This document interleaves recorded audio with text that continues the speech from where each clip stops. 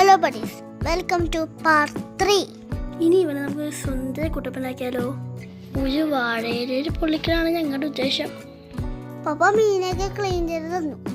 പിന്നെ ഈ മീനിന്റെ വായിൽ നിറച്ചും പല്ല, സൂക്ഷിച്ചില്ലെങ്കിൽ കൈ കീറിപ്പോ. മീനെ നമ്മൾ ക്ലീൻ ചെയ്ത ശേഷം മസാല മേക്കപ്പെട്ടു.